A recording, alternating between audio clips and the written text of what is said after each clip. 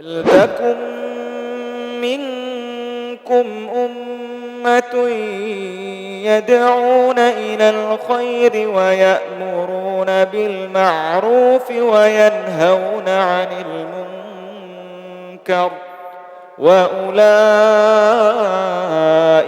هُمُ الْمُفْلِحُونَ.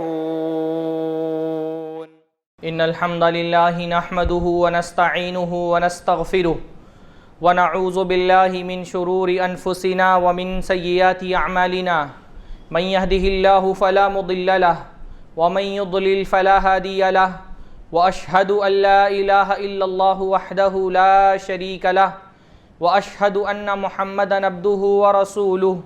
أما بعد فإن خير الحديث كتاب الله وخير الهدي هدي محمد صلى الله عليه وسلم وشر الأمور محدثاتها وكل محدثة بدعة وكل بدعة ضلالة وكل ضلالة في النار. أعوذ بالله السميع العليم من الشيطان الرجيم من همزه ونفخه ونفثه. بسم الله الرحمن الرحيم. يا أيها الذين آمنوا لا تأکلوا اموالکم بینکم بالباطل. سب سے پہلے ہر طرح کی حمد اور ثنا، تعریف اور توصیف، عظمت اور بزرگی، کبریائی اور بڑائی اللہ رب العزت کے لیے لائق اور زیبا ہے، جس نے ہم کو پیدا کیا، اپنی بے شمار نعمتوں سے اللہ تعالیٰ نے ہم کو سرفراز فرمایا، اور اللہ تعالیٰ کی ان بے شمار نعمتوں میں ہمارا یہ عقیدہ اور ایمان ہے کہ اللہ کی سب سے بڑی نعمت یہ ہے کہ اللہ نے ہم کو مسلمان بنایا ہے۔ اللہ کا سب سے بڑا احسان یہ ہے کہ اللہ تعالیٰ نے ہم کو اپنی واحد مقبول شریعت، واحد قابل قبول دین اسلام کا پیروکار بنایا ہے۔ اسلام کا یہ چراغ جب ایک ایمان والے بندے کے دل میں جلتا ہے تو اس کی روشنی اس ایمان والے بندے کے کردار کے ہر گوشے کو منور کرتی ہے۔ ایک مسلمان اگر سچا مسلمان ہے تو اس کا اسلام محض عقیدے تک سیمت نہیں رہتا، بلکہ اس کا اسلام اس کے کیریکٹر میں، اس کے کردار میں، اس کے اخلاق میں، اس کے رویے میں، اس کے سلوک میں، اس کے معاملات میں دکھائی دیتا ہے۔ مسلمان کے پاس اس کے اسلام کا ثبوت صرف اس کا ختنہ نہیں ہونا چاہیے کہ اگر کوئی پوچھے تم مسلمان ہو تو اس کے پاس ختنے کے علاوہ کوئی ثبوت نہ ہو کہ میں مسلمان ہوں۔ مسلمان کا اسلام اس کے کردار میں جھلکنا چاہیے، دکھنا چاہیے، اپنے رویے میں، اپنے اخلاق میں کہ یہ مسلمان ہے، اپنے پڑوسی کے ساتھ اس کے سلوک میں دکھنا چاہیے کہ یہ مسلمان ہے، اپنی تجارت کرتے ہوئے ایمانداری میں دکھنا چاہیے کہ یہ مسلمان ہے، پارلیمنٹ میں ہو تو اس کی سیاست میں دکھنا چاہیے کہ وہ مسلمان ہے، بیٹا ہے تو باپ کے ساتھ سلوک میں اس کا اسلام دکھنا چاہیے، باپ ہے تو بیٹے کی تربیت میں اس کا اسلام دکھنا چاہیے، بیوی ہے تو شوہر کی اطاعت میں اسلام دکھنا چاہیے، شوہر ہے تو بیوی کا خیال رکھنے میں، اس کی خدمت میں اسلام دکھنا چاہیے۔ اسلام محض عقیدے کا نام نہیں ہے کہ چند چیزوں کا آپ نے عقیدہ دل میں رکھ لیا اور ایک کلمہ زبان سے پڑھ لیا، اب سماجی کردار میں، معاشرے میں، آپ کے رویے میں اور ایک کافر کے رویے میں کوئی فرق باقی نہ بچے۔ اگر آپ مسلمان ہیں تو آپ کا رویہ، آپ کا اخلاق، آپ کا کردار ایک کافر کے کردار سے بالکل مختلف ہونا چاہیے سماج میں۔ اس لیے آپ دیکھیے اللہ کے نبی صلی اللہ علیہ وسلم نے ایک نہیں بے شمار حدیثیں جس میں ایمان کو اللہ کے نبی صلی اللہ علیہ وسلم نے کردار سے جوڑا ہے کہ ایمان ہے تو کردار میں یہ خوبیاں دکھنی چاہیے۔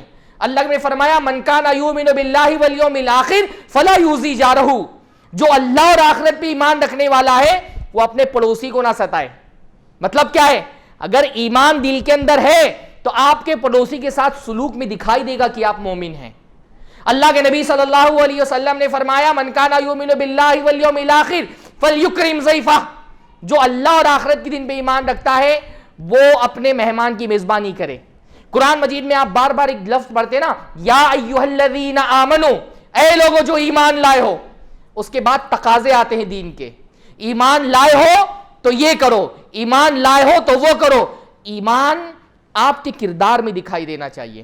ہمارا بہت بڑا مسئلہ یہ ہے نا کہ ہمارا ایمان ہمارے دعووں میں تو ہے، ہمارے اخلاق اور کردار میں نہیں ہے۔ دعویٰ تو ہم مسلمان ہونے کا کرتے ہیں، پر ہمارا کردار اور ایک کافر کا کردار معاشرے میں کوئی فرق نہیں رہ گیا دونوں کے بیچ میں۔ آپ بتائیے، میں تو بہت مولوی انسان ہوں، مولوی کی دوڑ مسجد تک ہوتی ہے، آپ تجارت کرتے ہیں، آپ بزنس کرتے ہیں، آپ کاروبار کرتے ہیں، کیا ہمارے معاشرے میں کسی مسلمان سے کوئی مالی لین دین کرتے ہوئے آپ یہ سوچتے ہیں یا یہ توقع رکھ سکتے ہیں، اتنا حسن ظن آپ کو ہے کہ فلاں بندہ مسلمان ہے تو میں اس کے ساتھ مالی لین دین کر لوں، ذرا سا زیادہ اطمینان رہے گا اس کے مسلمان ہونے کی وجہ سے کہ وہ مجھے دھوکہ نہیں دے گا؟ ہاں، مسلمان اپنی تجارت میں بھی دکھنا چاہیے نا کہ وہ مسلمان ہے۔ یعنی ہم تو تجارت کے لیے جو ٹرم استعمال کرتے ہیں کیا ایمانداری ہے نا؟ ایمانداری مطلب کیا ہوتا ہے کہ بھئی اگر ایمان ہے تو وہ ایمان تجارت میں دکھنا چاہیے۔ تو اگر ایک مسلمان سے کوئی لین دین کر رہے ہیں، آپ بتائیے کیا آپ ایسا سوچتے ہیں کہ یہ مسلمان ہے تو یہ مجھے دھوکہ نہیں دے گا، اس سے مالی لین دین میں مطمئن رہوں؟ لوگ کہتے ہیں مولانا معاملہ الٹا ہے، کسی کافر سے کوئی مالی لین دین کرنا ہو تو خوف نہیں آتا، مسلمان سے مالی لین دین کرنا ہو تو اندیشہ رہتا ہے کہ کہیں ٹھگ نہ لے، پیسہ لے کے بھاگ نہ جائے۔ یہ بہت بڑا مسئلہ ہے میرے بھائیوں کہ اگر ہمارے اندر واقعتاً ایمان ہے تو یہ ایمان دل کے اندر بیٹھا نہیں رہتا، یہ ہمارے ظاہر میں، ہمارے رویوں میں، ہمارے کپڑے میں، ہمارے چہروں پر، ہمارے اخلاق میں دکھائی دینا چاہیے کہ ہم مسلمان ہیں، پر نہیں دکھائی دیتا، کسی بھی معاملے میں نہیں دکھائی دیتا، خاص طور پہ شادی بیاہ کے معاملات میں نہیں دکھائی دیتا۔ ہاں، ہمارے یہاں جس طرح کی شادیاں ہو رہی ہیں، ہماری شادیاں دیکھ لیں اور کافروں کے گھروں میں ہونے والی شادیاں دیکھ لیں، کتنا فرق باقی بچا ہے۔ ایک کافر کے ہاں 6-7 مہینہ جو رسمیں چلتی ہیں اور ایک مسلمان کے ہاں شادی کی جو 7-6 مہینہ رسمیں چل رہی ہیں، مسلمانوں کی شادی میں اور کافروں کی شادی میں کیا فرق باقی بچا ہے سوائے اس کے کہ ہمارے یہاں پر مسجد میں بلا کر کے ایک عقد کر دیا جاتا ہے، ان کے یہاں پہ پھیرے ہوتے ہیں، باقی تو آپ دیکھیں کوئی فرق باقی نہیں بچا۔ رسوم خرافات کے ذریعے سے ہم نے اتنا ہی بوجھل بنا دیا ہے ہمارے معاشرے میں شادی کو، نکاح کو، جتنا کافروں کیا مشکل ہے۔ ہاں، اتنا مشکل بنا دیا ہے ہم نے کہ زنا آسان ہو گیا ہے۔ ہماری شریعت تو یہ چاہتی ہے نکاح کو اتنا آسان کر دو کہ زنا مشکل ہو جائے، ہم نے نکاح کو اتنا مشکل کر دیا کہ زنا آسان ہو گیا ہے۔ آپ دیکھیے، میں لوگوں کو دیکھتا ہوں، اگر یعنی اتنا مشکل ہو گیا ہے نکاح کرنا ہمارے معاشرے کے اندر، شادی کرانا اپنی بچیوں کی، کہ لوگوں سے پوچھو بھائی زندگی میں تم نے کیا کیا، تو جو بڑے بڑے اچیومنٹ اپنے گناتے ہیں نا، اس میں سے گناتے کی شادی کرا دی بچی کی۔ لوگ مطلب ایسے پوچھو کیا کیا بھائی زندگی میں، کا گھر بنوایا، ابا کو حج کرایا، اور اتنی بہنوں کی شادی کرائی، اتنی بیٹیوں کی شادی کرائی۔ شادی کرانا اتنا مشکل کام ہو گیا کہ آدمی شادی کرا کر کے سمجھتا ہے کہ میں نے بہت بڑی پہاڑی کو ہی توڑ دی ہے۔ ایسے لوگوں کو میں جانتا ہوں، اپنے رشتہ داروں میں ایسے لوگوں کو جانتا ہوں۔ میں کبھی سوچتا ہوں اگر اللہ تعالیٰ ان سے قیامت کے دن پوچھے، ایک سوال ہوگا نا، ان عمرہ فیما افنا، زندگی کہاں گزاری، وہ جواب دیں گے شادی کرنے میں گزاری، شادیاں کرانے میں گزار دی زندگی۔ مطلب ایسے لوگوں کو میں جانتا ہوں نا، جوان تھے، ابا کا انتقال ہو گیا، 4 بہنیں پیچھے چھوڑ کے گئے، ہاں، اب وہ بیچارہ جوان آدمی چلا گیا سعودی پیسہ کمانے کے لیے، پیسہ کمایا، 2-5 لاکھ روپیہ جمع ہوا، ایک بہن کی شادی کی عمر ہو گئی، شادی کرایا، مائنس میں چلا گیا، قرضہ لے لیا، قرضے لے کے شادی کرایا، پھر اس کے بعد چلا گیا سعودی کمانے کے لیے، پھر 2-5 لاکھ روپے جمع ہوا، پھر کوئی بہن شادی کے لائق ہو گئی۔ آدھی زندگی بہنوں کی شادی کراتے رہے، اور بہنوں کی شادیاں ختم ہوئی تو بیٹیوں کا سلسلہ شروع ہو گیا، اور کچھ نہیں کر پاتا آدمی زندگی بھر، زندگی اس کی شادیاں کرانے میں ہی کٹ جاتی ہے، اتنا مشکل ہو گیا ہے شادی کرانا۔ ہاں، اور ہم کسی سے کیا شکایت کریں بھائی، ہم مسلمان ہیں نا، ہمارے لیے نکاح کوئی سماجی رسم نہیں ہے، نکاح ہمارے دین کا حصہ ہے، ہم مسلمان ہیں تو ہمارا اسلام ہمارے نکاح میں بھی دکھائی دینا چاہیے۔ ہاں، نکاح ہمارے لیے کوئی سماجی رسم نہیں ہے۔ ہم جب حدیثوں کی کتابیں پڑھتے ہیں جو فقہی ابواب پہ ترتیب دی گئی ہے، صحیح بخاری، صحیح مسلم، نسائی، ترمذی، ابن ماجہ، وہاں جب آپ کو کتاب الصلاۃ ملتا ہے، نماز کی کتاب، زکوٰۃ کا ابواب اور حج کے ابواب، وہاں پر آپ کو نکاح کی کتاب بھی ملتی ہے نا۔ ہمارے نبی نے الحمدللہ ہم کو جیسے نماز پڑھنا سکھایا ہے، ویسے نکاح کرنا بھی سکھایا ہے۔ جتنے بھی حدیث کی کتابیں آپ فقہی ابواب پہ ترتیب دی گئی ہیں اٹھائیں گے، جیسے نماز کی کتاب ملے گی اس میں نماز کا چیپٹر ملے گا، ویسے ہی نکاح کا چیپٹر بھی ملے گا، نکاح کا باب بھی باندھا ہے۔ کیوں؟ کیونکہ نکاح ہمارے دین کا حصہ ہے، نکاح ہمارے دین سے خارج نہیں ہے۔ لیکن ہمارے یہاں صورتحال کیا ہے کہ ہم نماز میں تو مسلمان ہیں، نکاح میں مسلمان نہیں ہے، نماز میں مسلمان ہے، سماج میں مسلمان نہیں ہے. ہاں نماز ہمارا مسلمان ہونا تو ایک بات، ہم اہل حدیث ہیں بھائی، اہل حدیث، حدیث پہ عمل کرنے والے، حدیث کو اپنا اوڑھنا بچھانے والے. ہاں سنتوں پہ ہم لڑ جاتے ہیں لوگوں سے، رفع الیدین، آمین بالجہر، مناظرے کرتے ہیں رات رات بھر، پر ساری سنتیں ہم کو حنفیوں کے خلاف مناظروں میں ہی یاد آتی ہیں. ہم اہل حدیث ہیں، ہمارے گھروں کی نکاح ہوتے ہیں، ہم سنتیں بھول جاتے ہیں. اتنی حدیثوں کی بات کرنے والے، حدیثوں میں کیا صرف نکاح کی نماز کی تعلیم دی گئی ہے؟ ہاں اللہ کے نبی صلی اللہ علیہ وسلم کی حدیثوں میں صرف نماز کی تعلیم دی گئی، نکاح کی تعلیم نہیں دی گئی. سنت کی بات ہم کرتے ہیں، سنت کیا صرف نماز میں ہے؟ نکاح میں اللہ کے نبی کی سنت نہیں ہے. رفع الیدین بلا شبہ اللہ کے نبی کی سنت ہے، آمین بالجہر بلا شبہ اللہ کے نبی کی سنت ہے، پر نکاح میں بھی تو اللہ کے نبی نے ہم کو طریقہ سکھایا ہے. ہاں نکاح میں اللہ کے نبی کی سنت ہے. اہل حدیث گھرانوں میں بڑی بڑی داڑھیاں رکھنے والے حاجی صاحب ہیں، حج کر کے آئے ماشاءاللہ، نکاح دیکھیے کافروں سے بدتر ہو رہا ہے ان کے گھروں میں، کافروں سے بدتر ہو رہا ہے نکاح. نکاحوں میں، شادیوں میں اللہ کے نبی کی سنت ہم کیوں بھول جاتے ہیں؟ ہم منہج کی بات کرتے ہیں. ہاں منہج، اللہ کے نبی نے صرف نماز کا منہج دیا ہے، عقیدے کا منہج دیا، اللہ کے نبی صلی اللہ علیہ وسلم نے نکاح کا بھی منہج دیا ہے، نکاح کا طریقہ بھی اللہ کے نبی صلی اللہ علیہ وسلم نے بتایا. ہماری ساری منہجیت صرف اخوانی اور حنفیوں کے خلاف ہی ہے. اخوانیوں کے خلاف ہم منہجی بن جاتے ہیں، حنفیوں کے خلاف ہم منہجی بن جاتے ہیں، اور نکاح بیاہ کا معاملہ ہوتا ہے تو ساری منہجیت ختم. ہم نے منہجیت کا تصور ہمارے یہاں پر اتنا محدود اور لمیٹڈ ہے کہ سارا منہج ہم کو بس اخوانیوں کے مقابلے میں یاد آتا ہے کہ یہ منہج ہے.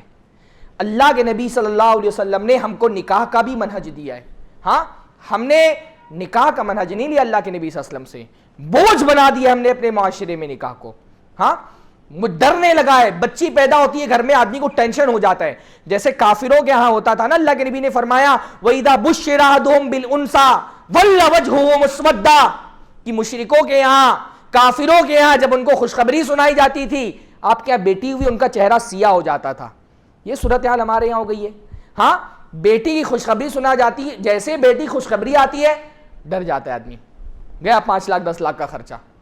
میں نے اپنے گاؤں میں دیکھا ہے نا، عورتیں آتی تھی بمبئی میں، ابھی لڑکی 6 سال کی ہے 7 سال کی ہے، کنگھی مل رہی ہے لے کر کے سنبھال کے رکھ لے رہی ہیں، کوئی کھلونا مل رہا ہے لے کے سنبھال کے رکھ لے رہی ہے. کیوں؟ وہ ٹنکر میں ڈال رہے ہیں بچی کے. 6-7 سال کی بچیاں ہیں، ٹنکر جمع کر رہی ہیں، سامان کی جہیز میں دینا ہے. پیدا ہونے سے پہلے ٹینشن ہو جاتا ہے بعض جگہوں پر. تو جب وہ ایک زمانہ تھا نا، اب تو حکومت کی طرف سے بہت پابندیاں ہیں، ورنہ پیٹ میں جب جنس کا معلوم ہوتا تھا کہ پیٹ میں بچی ہے نا، ابورشن سینٹر کے باہر بورڈ لگے ہوئے ہوتے تھے. بورڈ کیا لکھا رہتا تھا بورڈ میں؟ 5,000 خرچہ کرو 5 لاکھ بچاؤ. 5,000 خرچہ کرو، سونوگرافی کراؤ، اگر پتا چلتا ہے لڑکی مار ڈالو پیٹ کے اندر، ابورشن کرا لو، ورنہ 5 لاکھ اس زمانے میں. اب تو 5 لاکھ کی منگنیاں ہو رہی ہیں. میں 15-20 سال پرانی بات بتا رہا ہوں کہ 5,000 خرچہ کرو 5 لاکھ بچاؤ، بورڈ لگا رہتا تھا. لڑکیاں پیٹ میں مار دی جا رہی ہیں جہیز کی وجہ سے. اس لیے انڈیا میں جو سیکس ریشیو ہے وہ بہت خراب ہے. بعض علاقوں میں 100 لڑکوں پر 70 لڑکیاں بچی ہیں. کیوں؟ کیونکہ پیدا ہونے نہیں دیا جا رہا بچیوں کو. باپ ڈر جاتا ہے پیٹ میں بچی ہے. مسلمانوں میں یہ ریشیو کم ہے ایبورشن کا، سلیکٹیو ایبورشن کا، لیکن ہے. ہم نے بوجھ بنا دیا ہے، بوجھ بنا دیا ہے نکاح کو.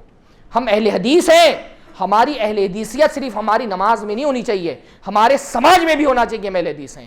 ہمارے نکاح میں ہماری پہچان ہونی چاہیے، لوگ نکاح دیکھ کر کے سمجھیں کہ یہ اہل حدیث گھرانے کی شادی ہے. ہاں اہل حدیث صرف عقیدے میں امت کی قیادت نہیں کرتے، اہل حدیث سماج میں بھی امت کی قیادت کرتے ہیں. شاہ اسماعیل شہید رحمہ اللہ، اللہ مغفرت فرمائے ان کے زمانے میں انہوں نے جیسے توحید کا پرچم بلند کیا، تقویت الایمان لکھی، قبر پرستی، پیر پرستی، مزار پرستی کے خلاف علم بلند کیا جہاد کا، ویسے ہی اپنے زمانے کے سماجی مسائل کو بھی ایڈریس کیا. ان کے زمانے میں بیوہ لڑکیوں کی شادیاں نہیں ہوتی تھیں، باقاعدہ نکاح کی تحریک چلائی، تحریک نکاح بیوگان، کہ بیوہ لڑکیوں کی شادی کرائی جائے. تحریک چلائی، بلکہ خود اپنی بہن بیوہ ہوئی تو اس کے اپنے ایک شاگرد سے شادی کرائی آگے بڑھ کر کے. اہل حدیث نماز میں بھی اہل حدیث ہوتا ہے، سماج میں بھی اہل حدیث ہوتا ہے. ہم نماز میں اہل حدیث ہیں، ہم سماج میں اہل حدیث نہیں رہ گئے. دکھائیے اپنی اہل حدیثیت، اپنے نکاح میں اپنی اہل حدیثیت دکھائیے کہ آپ اہل حدیث ہیں. یہ بہت بڑا مسئلہ ہے، اور یہ سب سے بڑا مسئلہ نکاح میں، شادیوں میں جہیز کا ہے. ہاں جہیز کا ہے. یہ اتنا بوجھ ایسا لگ رہا ہے جیسے بچے نہیں پال رہے ہم، بکروں کے بچے پال رہے، بکروں کے بچے. ہاں جیسے انسان بکرا پالتا ہے نا، انویسٹمنٹ، بیٹا پیدا ہوتا ہے نا تو لوگوں کو لگتا ہے اس پہ انویسٹ کرو، جتنا انویسٹ کریں گے جہیز میں اتنا ریٹرن ملنے والا ہے. وہ کسی زمانے میں وہ شاعر نے کہا تھا کہ لڑکے کا جنم ہو تو یہ کہتے ہیں فخر سے 1,00,000 کا ٹکٹ ہے یہ بچہ جہیز کا. لڑکا پیدا ہوتا ہے تو لگتا ہے جہیز کا ٹکٹ مل گیا ہے، اب ٹکٹ مل گیا جہیز کا. وہ 1,00,000 اس زمانے میں چلتا تھا، اب تو 15-20 لاکھ سے کم پہ خرچے میں شادیاں ہی نہیں ہو رہی ہیں. ہاں اب تو 15-20 لاکھ سے کم میں نارمل گھرانوں میں، مڈل کلاس گھرانوں میں 10 لاکھ سے کم میں شادیاں نہیں ہو رہی ہیں. تو یہ عجیب طرح کی صورتحال بن گئی ہے. مجھ کو بہت زیادہ افسوس ہماری اپنی حالت پر ہوتا ہے. ہم تو اہل حدیث ہیں نا الحمدللہ، ہم کو تو آگے بڑھ کر کے ان مسائل کا مقابلہ کرنا ہے، ان کی اصلاح کرنا ہے. ہم خود اس غلاظت میں گلے تک ڈوبے ہوئے، ہم سماج کی کیا اصلاح کریں گے؟ ہاں عجیب طرح کے، یعنی ایک الگ الگ طرح کے جہیز مانگنے والے. بھئی کچھ لوگ تو وہ ہے منہ کھول کر کے مانگ رہے ہیں. واللہ میں تو یہ سمجھتا تھا نا، میں اپنی جماعت کے لوگوں سے بڑا خوشگمان ہوں. مجھے یہ لگتا تھا اہل حدیث تو منہ کھول کر کے جہیز کیسے مانگے گا؟ اتنا بے شرم بے غیرت تو ایک مسلمان اور ایک اہل حدیث نہیں ہو سکتا کہ منہ کھول کر کے جہیز مانگ لے. پر میں نے اپنے گھرانے کی بات، بچیوں کے نکاح کا مسئلہ آیا تو میں نے دیکھا منہ کھول کر کے لوگ مانگ رہے ہیں. ہاں گاڑی چاہیے، اتنا آج کل موٹر سائیکل نہیں بولتے لڑکے، بولتے بلٹ چاہیے. ہاں موٹر سائیکل تو کچھ بھی پکڑا دیں گے، 70 cc والی نہ پکڑا دیں، بلٹ مانگتے، بلٹ مانگ رہے ہیں. گاڑیوں کا نام بتا کر کے مانگ رہے ہیں. اتنے باراتی آئیں گے، اتنا لاکھ روپیہ چاہیے. کچھ نہیں، ڈپلوما کیا انجینئرنگ میں، مولوی بعض مرتبہ اس سے زیادہ کماتا ہے، فلیٹ سے کم کے نیچے بات ہی نہیں کر رہے، منہ کھول کر کے مانگ رہے. ایجنٹ چلا کر کے رکھے، دلالی کر رہے ہیں ایجنٹ لوگ. میں نے کرلا میں دیکھا نا، ایجنٹ لوگ دلالی کر رہے، رشتہ لے کر کے. حافظ جی ہیں، لڑکے والوں کو بول رہے ہیں کتنا چاہیے بتاؤ میں رشتہ دلاتا ہوں. لڑکی والے سے بول رہے ہیں 25,000 دو، لڑکا دکھاؤں گا، شادی ہوگی کہ نہیں ہوگی میری گارنٹی نہیں ہے. کیا چل رہی ہے؟ ہاں یہ اہل حدیثوں میں چل رہی ہے. میں آج صرف اپنے اہل حدیث بھائیوں سے ہی خطاب کر رہا ہوں. آپ آگے بڑھیے، یہ آپ کی ذمہ داری زیادہ ہے. آپ قرآن و سنت کی اتباع کے دعوے دار ہیں نا، آپ کی ذمہ داری زیادہ ہے. منہ کھول کر کے مانگ رہے ہیں. یہ آدمی بہت زیادہ تھوڑا سا شرم آ گئی ہے تو ساری بات ہو گئی تو بولیں گے اس کے ماموں سے بات کر لو. ہاں ماموں کو ساتھ میں خاص طور پہ لے گئے، اپنا نہیں بول پائیں گے تو بولیں گے اس کے ماموں سے بات کر لو، فلاں سے بات کر لو.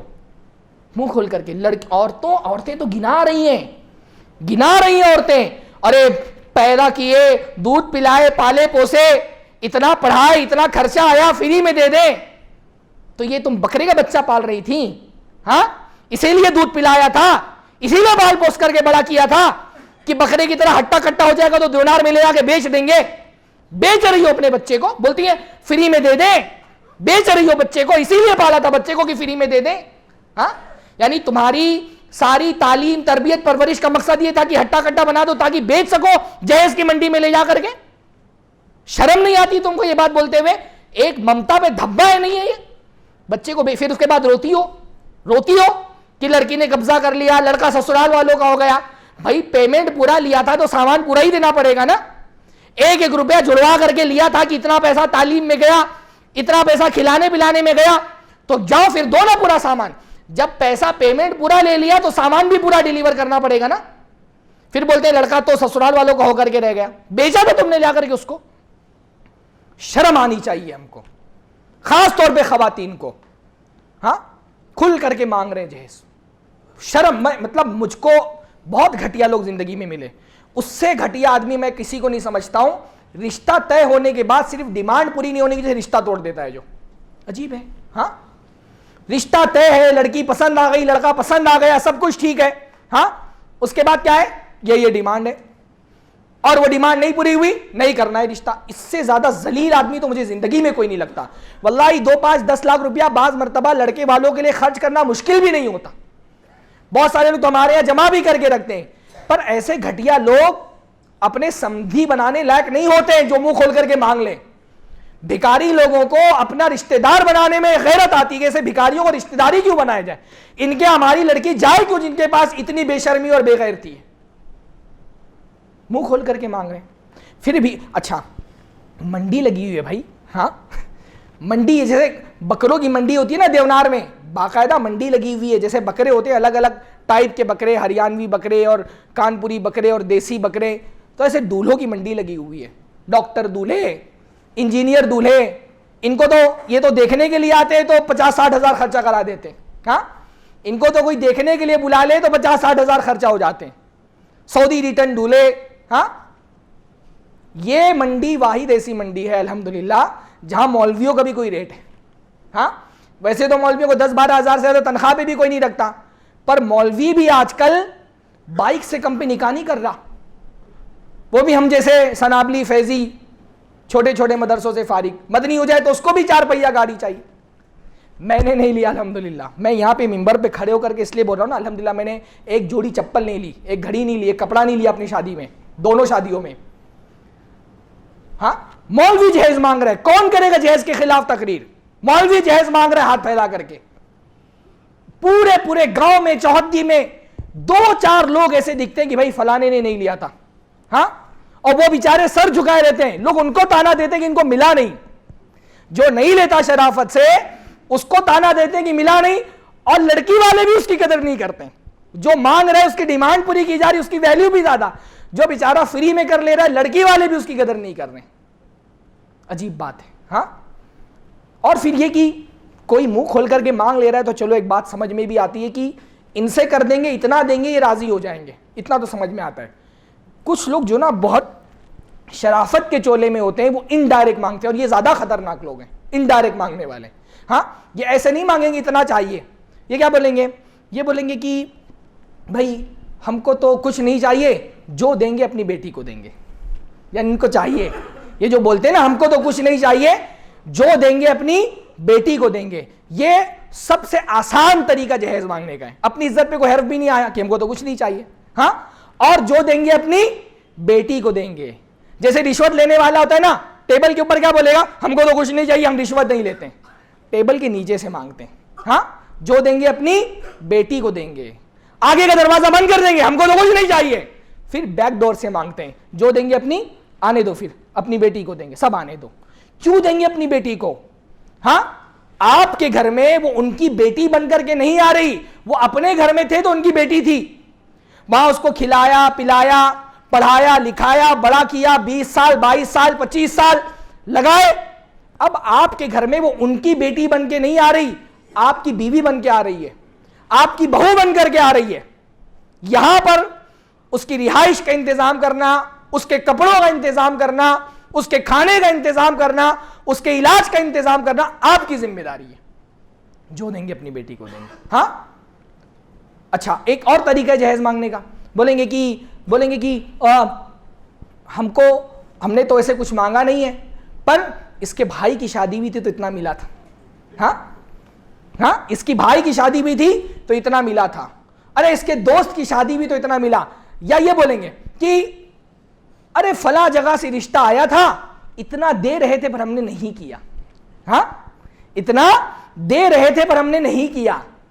یہ سارے انڈائریکٹ طریقے جہیز مانگنے کی زیادہ خطرناک ہے. بھائی مانگنے والے کو تو سمجھ میں آتا ہے نا, اتنا دے تو خوش ہو جائے گا. ان کا سمجھ میں نہیں آتا ان کو کتنا دینا. اتنے پہ نہیں کیا تو کتنے پہ کریں گے وہ نہیں بتائیں گے کہ کتنا دے دو تو مطمئن ہو جائیں. بدترین قسم کے لوگ تو میں نے جہیز کے معاملے میں, یہ خاص طور پہ میرا جو اپنا آبزرویشن ہے, گونڈا بستی, بلرام پور, سدھارتھ نگر کے علاقے میں جو لوگ ہیں ان کو میں نے زیادہ دیکھا ہے. باقی جہیز تو ہندوستان میں تقریباً ہر جگہ ہے. ہاں, بعض علاقوں میں ایک نہیں 10 کیس میرے پاس آئے نا, شادی کرتے وقت بولیں گے ہم کو کچھ نہیں چاہیے. اچھا, یہ بھی ایک مسئلہ ہے. جو لوگ کہتے ہیں ہم کو کچھ نہیں چاہیے, تو جہیز کی ڈکشنری میں کچھ نہیں کا مطلب کچھ نہیں ہوتا. جہیز کی ڈکشنری میں جب کہتے ہیں نا کچھ نہیں چاہیے, تو کچھ نہیں کا مطلب ہوتا ہے بڑا کچھ نہیں چاہیے, کار نہیں چاہیے, بائک نہیں چاہیے, کیش نہیں چاہیے. باقی تو یہ جو سامان دیا جاتا ہے ٹی وی کو اور پلنگ اور مسیری اور کبڈ, اس کے بغیر تو ہمارے یہاں ہوتے ہی نہیں نکاح. ہاں, تو جب شادی طے ہوگی نا تو ان کی اوقات ہی نہیں ہوتی, ان کے لڑکوں کی اوقات نہیں ہوتی. معلوم ہے کہ اگر 2-5 لاکھ روپیہ مانگ لے تو کوئی کرے گا نہیں. تو جب شادی طے ہوتی ہے تو کیا بولتے ہیں, ہم کو کچھ نہیں چاہیے بھائی, بس بارات اتنی آئے گی, تھوڑا خاطر تواضع کر دیجئے. اب لڑکی والا بیچارہ تیار ہو جاتا ہے, چلو میرے پاس خرچہ نہیں تھا, سستے میں ہو رہی ہے شادی, کر دیتا ہوں شادی. اب شادی طے ہو گئی, کارڈ بٹ گئے, شامیانہ لگ گیا, مہمان آ گئے. اب شادی سے ایک دن پہلے فون آئے گا, ایک دن پہلے, ایک نہیں دسیوں واقعات میں نے دیکھے. ایک دن پہلے فون آئے گا, بولیں گے ارے بابو نہ ہی مانت ہیں, کہا تھے بھائی کیا تو دی ایک پری. ہاں ایک دن پہلے فون آئے گا. کیا کرے گا وہ باپ؟ مہمان آ چکے ہیں, کارڈ بچ چکے ہیں, پورے گاؤں میں پتا ہے کل نکاح ہے, شامیانہ لگ چکا ہے, کھانے کی تیاریاں ہو چکی ہیں, کینسل کر دے گا شادی, دیتا ہے بیچارہ مجبور ہو کر کے. ایک جگہ تو ایسا مسئلہ آیا, باپ نے بولا کہ میرے پاس جتنا تھا سب لگا دیا میں نے, ابھی میرے پاس نہیں ہے بائک کا پیسہ. تو بول رہے کہ ہم سے ادھار لے لو, بعد میں چکا دینا, ادھار لے کے خرید کے دے دو بائک, بعد میں چکا دینا. واللہ کتنا بڑا ظلم کر رہے ہیں ہم انسانوں پر. ہاں یہ جو کافر ہمارے سروں میں مسلط ہے نا, ہم پر ظلم کر رہے ہیں, یہ ہمارے اپنے ظلم کے نتیجے میں مسلط ہے. ہم کبھی یہ کیوں نہیں سمجھتے ایک غریب انسان کو ہم نے کتنا دبایا ہوا ہے نکاح کے معاملے میں. وہ بیچارہ رکشہ ڈرائیور ہے, وہ بیچارہ ٹھیلا کھینچتا ہے, وہ بیچارہ محنت مزدوری کر کے 2 وقت کی روٹی کا انتظام کرتا ہے, کہاں سے لائے گا 5 لاکھ روپیہ اپنی بچی کی نکاح کے لیے؟ اس کا درد آپ سمجھتے ہیں اس باپ کا؟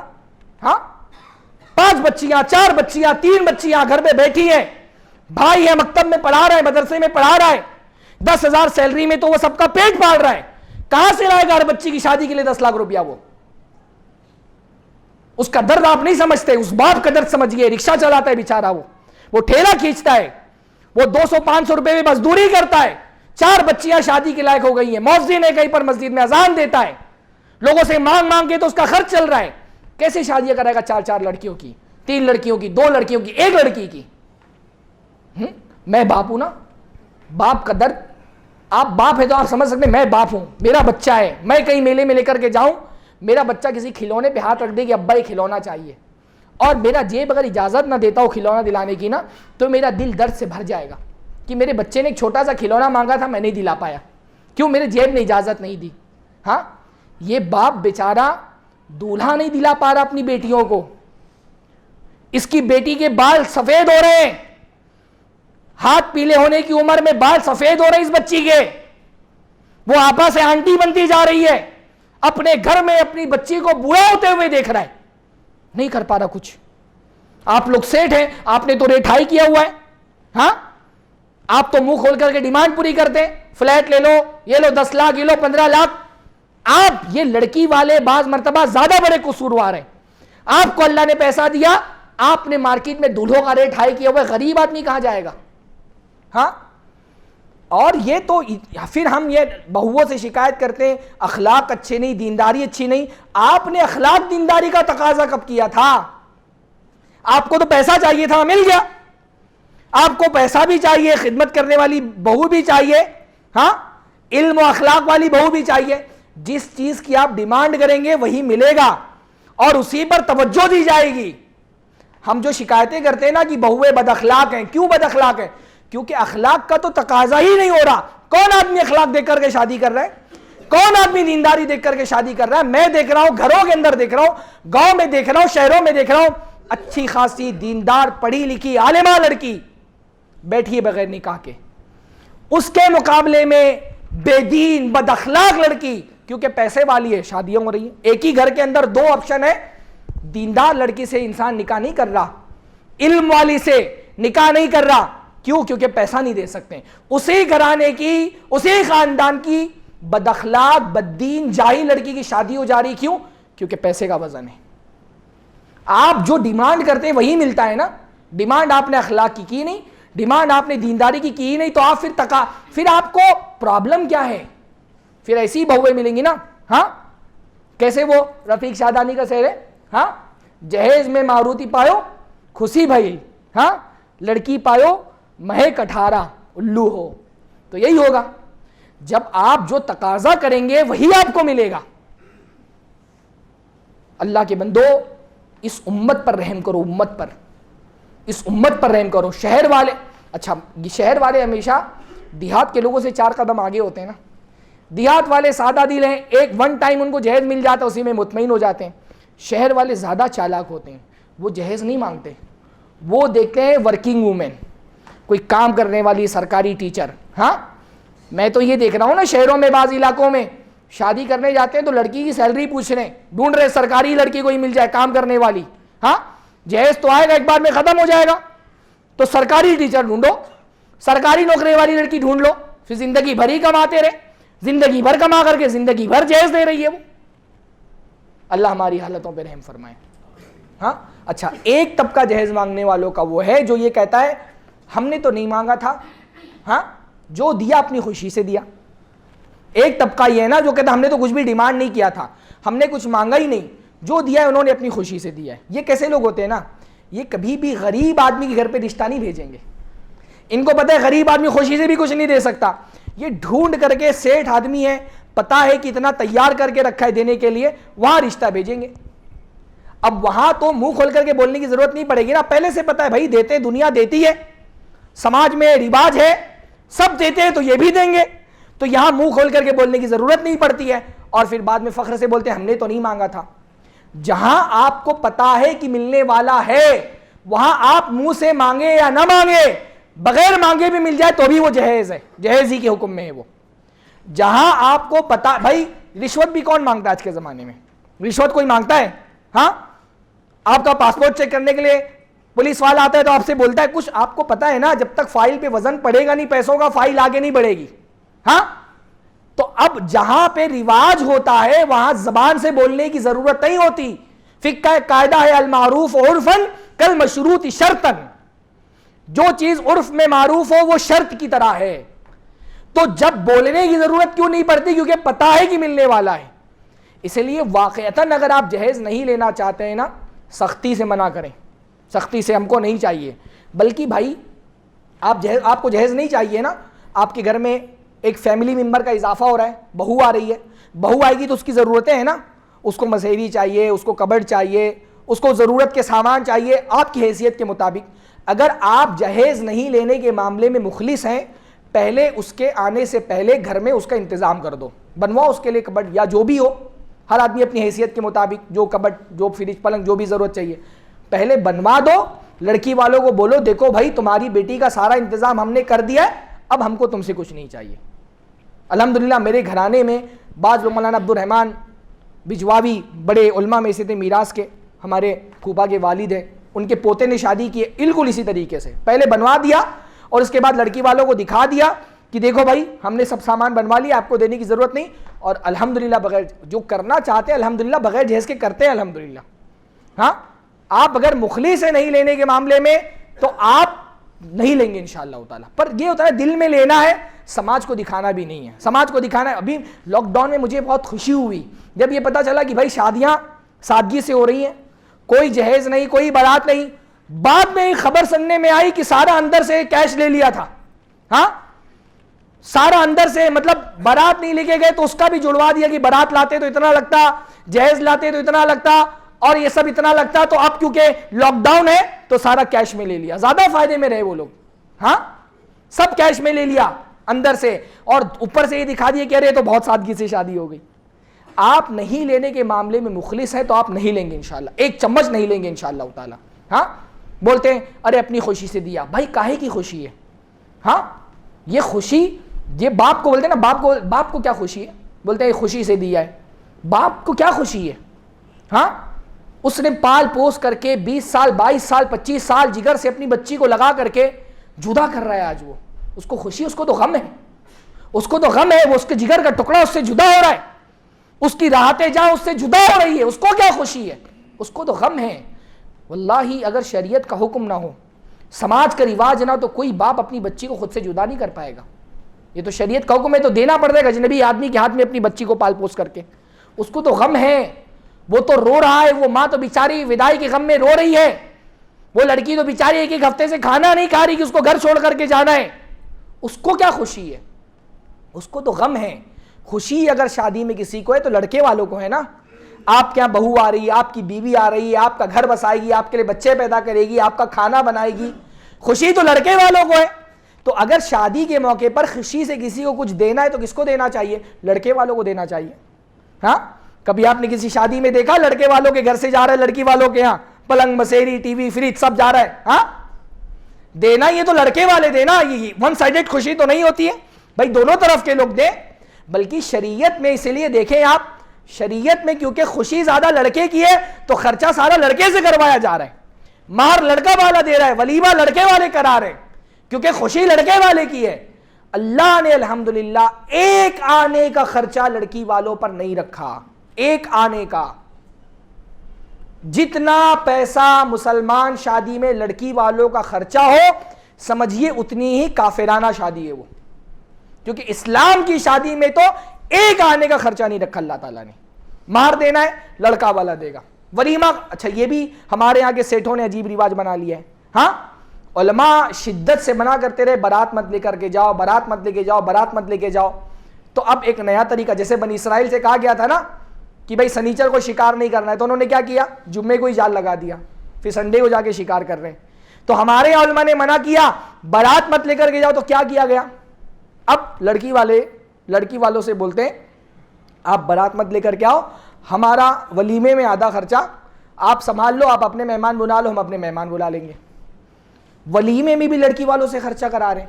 ہاں بھائی شادی تمہاری, ولیمہ تم کرو, لڑکی والے کی ولیمے میں آدھا پیسہ ملا ہے. ہاں ولیمے میں کیوں آدھا پیسہ ملا ہے, ناجائز ہے یہ شرعن, یہ ظلم ہے لڑکی والوں پہ. آدھا پیسہ ولیمے میں بھی لڑکی والوں سے لے رہے ہیں. واللہ ناکارہ ہو گئے ہمارے لڑکے, ناکارہ. یہ جہیز کا سب سے بڑا نقصان یہ لڑکیوں کا نہیں ہے, لڑکی کا ہے ون ٹائم انویسٹمنٹ ہے, دے دیے شادی ہو گئی, اس کے بعد تو اس کو وراثت سے بھی محروم کر دے رہے, جہیز کا نام لے کر کے, اس پہ بات ہوگی انشاءاللہ کبھی. لیکن سب سے بڑا نقصان تو لڑکوں کا ہے. ناکارہ ہو گئے لڑکے, کام نہیں کر رہے, سسرال والوں کے سہارے پہ بیٹھے ہوئے, سسرال سے آئے گا تو کریں گے. ہاں کاروبار, گھر والے بھی کاروبار کرا کے نہیں دے رہے کہ سسرال سے ملے گا کچھ تو دکان ڈال دیں گے, سسرال سے کچھ ملے گا. ہاں ہمارے لڑکوں کا تو ڈریم جاب ہے ڈیلیوری بوائے بننا, زومیٹو پہ ڈیلیوری بوائے بننا ہے. ہاں اس کے لیے بھی بائک خود کی نہیں ہے, انتظار کرنے, شادی کریں گے بائک ملے گی, زومیٹو پہ ڈالیں گے ڈیلیوری بوائے بن جائیں گے. ہاں ناکارہ ہو گئے, کوئی کاروبار نہیں. بھائی جب آپ لڑکے پہ بوجھ ڈالیں گے, کمائے گا, پڑھائے گا, مطلب پڑھے گا, لکھے گا, کمائے گا, پیسہ کمائے گا, تب شادی ہوگی, تو تھوڑا سا اپنا کریئر کے لیے فکر مند ہوگا نا کہ میں پڑھوں لکھوں کماؤں تاکہ میری شادی ہو سکے, بچوں کی ذمہ داریاں اٹھانا ہے, بیوی کی ذمہ داریاں اٹھانی ہے, شادی کا خرچ اٹھانا ہے. ابھی تو بیٹھا ہوا ہے, سارا سب کچھ سسرال سے آنے والا ہے. مہر والا بھی جوڑ کر کے رکھتے ہیں, کتنا آئے گا تو اس میں اتنا نکال کر کے مہر لے کر کے دے دیں گے. ہاں مہر بھی انہی پیسوں میں سے آ رہا ہے جو سسرال سے جہیز میں ملا تھا. بھکاری بن گئے ہمارے بچے, ہم بھکاری بنا رہے ہیں اپنے بچوں کو. اللہ کے نبی نے فرمایا الید العلیا خیر من الید السفلی, اوپر کا ہاتھ نیچے والے ہاتھ سے اچھا ہے.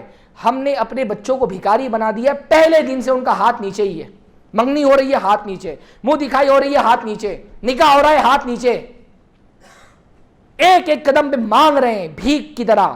ہاں ناکارہ ہو گئے بچے ہمارے, منہ دکھائی نہیں چھوڑ رہے لڑکیوں کی. آج کل لڑکے منہ دکھائی میں بھی بیچاری کو جو مل رہا ہے وہ بھی اس سے لے رہے, ہنی مون منانے جا رہے اس کا ڈیبٹ کارڈ یوز کر رہے ہیں.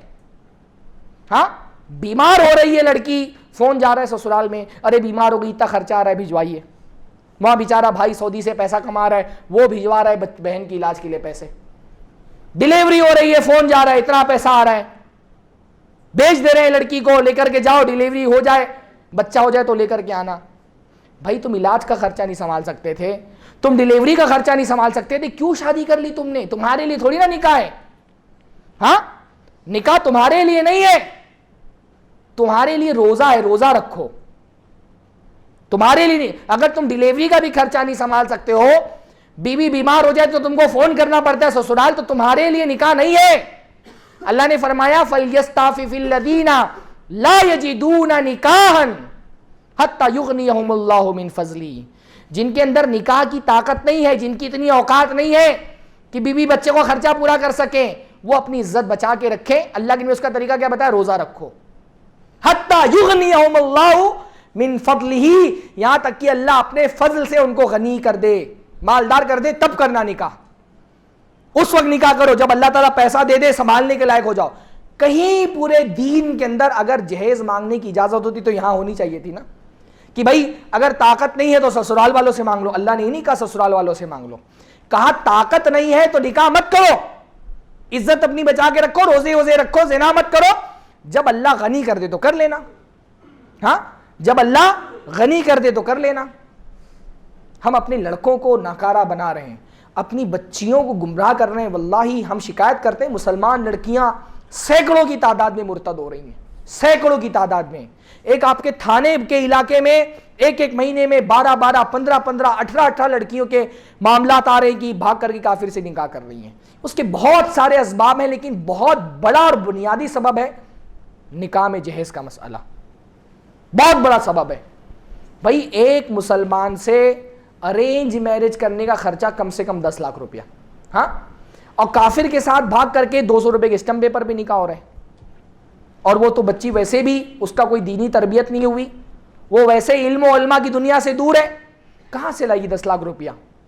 ہاں, اس کا آسانی سے ہو جا رہا ہے. دوستو, ہم شکایت کرتے ہیں مسلمان لڑکیاں کافروں کے ساتھ بھاگ رہی ہیں, اس کے ذمہ دار ہم ہیں, اس کے ایک ذمہ دار ہم بھی ہیں. آپ 10 لاکھ روپیہ شادی کرنے کا مانگ رہے ہیں, کافر 200 روپے میں کر رہا ہے, تو بھاگیں گی, کریں گی نا شادی پھر تو. ہاں, اگر آپ کو مسلمان لڑکیوں کی ارتداد پر غصہ ہے تو یہ غصہ اپنے نکاح میں دکھائیے, کریے سادگی کے ساتھ شادی, مت لے کر کے جائیے بارات, مت ڈیمانڈ کریے لمبی لمبی. ہاں, ارے اللہ کے بندو, اللہ رزاق ہے, سسرال والے رزاق نہیں ہے. سب سے بڑا مسئلہ ہمارے لڑکوں کا یہ سمجھتے ہیں کہ سسرال والے رزاق ہیں, رزق ان کے ہاتھ میں نہیں. اللہ نے جتنا آپ کی قسمت میں لکھا ہے ملے گا انشاءاللہ تعالی. اللہ کے نبی نے فرمایا انسان ماں کے پیٹ میں ہوتا ہے تبھی اس کا رزق لکھ دیا جاتا ہے. جتنا لکھا ہے نہ اس سے زیادہ کما سکتے ہو نہ اس سے کم. اللہ کے نبی نے فرمایا جیسے انسان موت سے بھاگتا ہے نا, ویسے ہی اگر رزق سے بھی بھاگے تو بھی رزق اس کو آگے ویسے ہی پکڑ لے گا جیسے موت آگے پکڑ لیتی ہے. ہاں, آپ جیسے موت سے نہیں بچ سکتے ویسے اپنی قسمت میں لکھے ہوئے رزق سے بھی نہیں بچ سکتے. بس آپ کا کام یہ کہ آپ حلال طریقے سے اس کو حاصل کرو. آپ کو اللہ تعالیٰ نے بس اتنی ذمہ داری حلال طریقے سے حاصل کرو, اور واللہ اللہ پہ اعتماد کریے نا, انشاءاللہ اللہ تعالیٰ سسرال والوں سے زیادہ دے گا. اللہ کے نے کیا فرمایا, من علق شیئا وکل بہ, جو کسی دوسرے سے کوئی چیز لٹکا لیتا ہے نا اللہ اس کے حوالے کر دیتا ہے. اس کا مطلب کیا ہے, جب آپ اللہ پہ بھروسہ کرتے ہیں اللہ پورا کرتا ہے. جب آپ اللہ کو چھوڑ کے دوسروں پہ بھروسہ پورا کرنے لگتے ہیں نا اللہ تعالیٰ چھوڑ دیتا ہے. پھر آپ, میں نے دیکھا ایسے لوگوں کو, سسرال والوں پہ بھروسہ کیا, زندگی بھر سسرال والوں کی دہلیز پہ پڑے رہ گئے بھکاریوں کی طرح.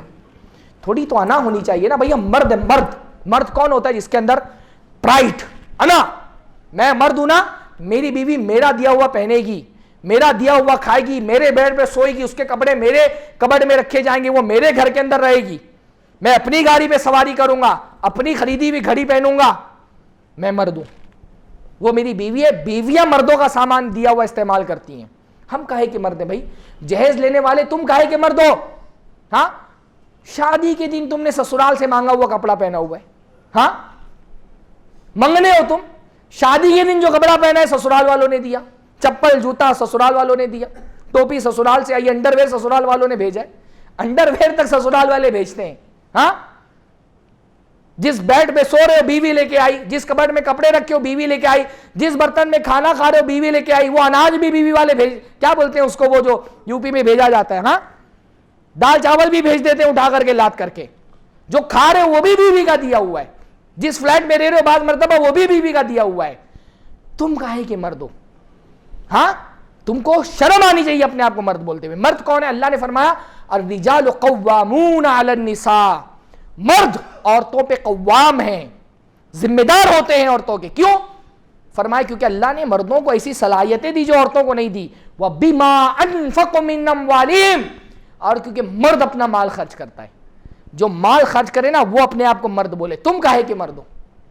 بھکاری ہو تم, ڈاکو ہو تم. ڈاکہ ڈال کر کے, جیسے ڈاکو لوگ جاتے تھے پہلے ڈاکہ ڈالنے کے لیے بارات لے کر کے, تم بھی ڈاکہ ہی ڈال کے لائے ہو.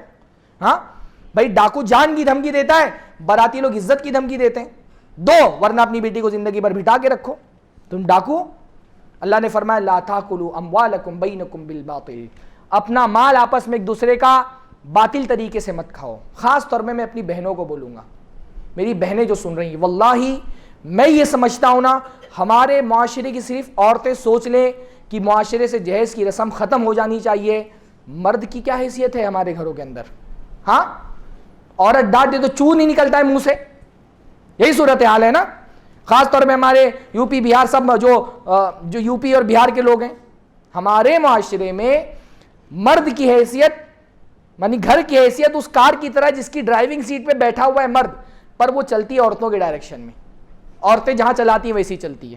میں اپنا تجربہ بتا رہا ہوں نا. بعض مرتبہ فون آتا ہے یو پی کے کسی بھائی کا اور وہ مسئلہ پوچھ رہے ہوتے ہیں, پیچھے سے عورت بولتی لاؤ بہراہو تو نہیں جانت ہو.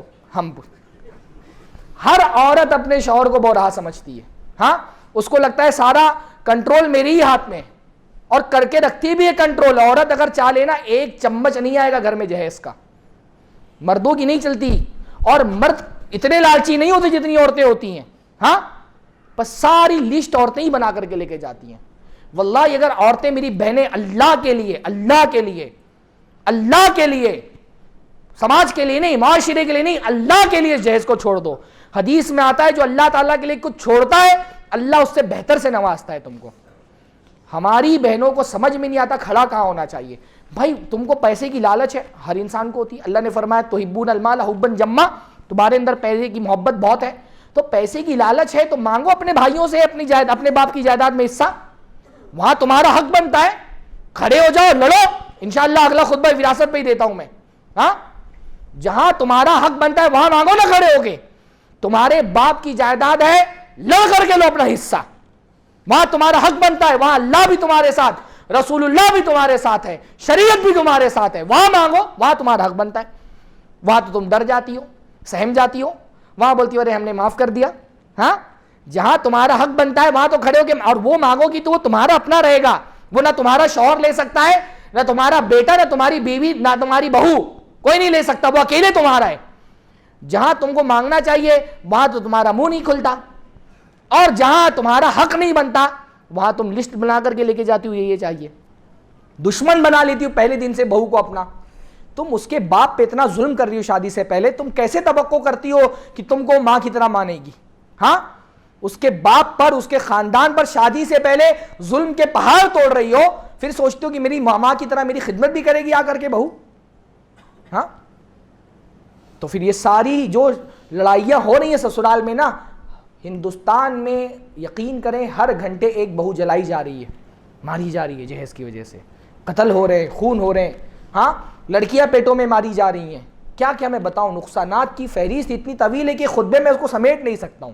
میں صرف اتنا چاہتا ہوں میرے بھائیوں, میری بہنوں, مسلمان ہونے کا ثبوت دو شادی میں, اور عہد کر کے اٹھو. آج جمعہ کا مبارک دن ہے, مسجد میں بیٹھے ہو, اللہ الحمدللہ, فخر کی بات نہیں کہہ رہا, میں نے خطبہ دیا, مجھے خطبے کے بعد 2 ہفتے بعد کال آئے کہ مولانا 2 شادیاں ہمارے گھروں میں ایسی ہوئی آپ کے خطبے کے بعد, جیسا آپ نے بتایا تھا سامان سارا انتظام کر لیا گیا, لڑکی والوں سے 1 روپیہ نہیں لیا گیا. میں امید کرتا ہوں کہ انشاءاللہ تعالی اتنا تو اثر ہوگا نا, انشاءاللہ تعالی. ہاں, اللہ تعالی ہم سب کو جہیز کے فتنوں سے محفوظ رکھے. آمین. نکلا ماشاءاللہ آمین, ورنہ تو لوگ آمین بولتے ہوئے ڈرتے ہیں, آمین بول دیا تو مانگنے نہیں ملے گا. پتہ نہیں عورتوں نے آمین بولا کہ نہیں بولا. ہاں, اللہ تعالی ہم کو حلال رزق سے زندگی گزارنے کی توفیق نصیب فرمائے. مسئلہ صرف سماجی نہیں ہے اللہ کے بندو, ہمارے لیے حلال حرام کا مسئلہ ہے. جو بھی جہیز میں ہم نے مانگا ہے بغیر مانگے, دباؤ کی وجہ سے گھر والوں نے دیا لڑکی کی, وہ سب حرام ہے ہمارے لیے. قیامت کے دن جب سوال ہوگا نا فی مال ہی من این اکتسبہ, اپنا مال کہاں سے کمایا تھا, تو یہ جتنا جہیز میں لیا ہے نا اللہ تعالیٰ کے جواب دینا پڑے گا اس کا, بیلن چمچ اور 1-1 روپیہ حساب دینا پڑے گا اللہ کے یہاں پہ. ہاں, وہاں یہ بول کے نہیں بچ سکتے ہو ہدیے میں دے دیا تھا. اللہ تعالیٰ کو پتا ہے کہ ہدیہ نہیں ہے. سماج والوں کو بول دیتے ہو ہدیہ ہے, لوگ مان لیتے ہیں. اللہ کو پتا ہے یہ ہدیہ نہیں ہے. ہدیہ لینے کے لیے کوئی بھیک نہیں مانگتا, ہدیہ لینے کے لیے کوئی پشتینی جائیدادیں نہیں بیچتا.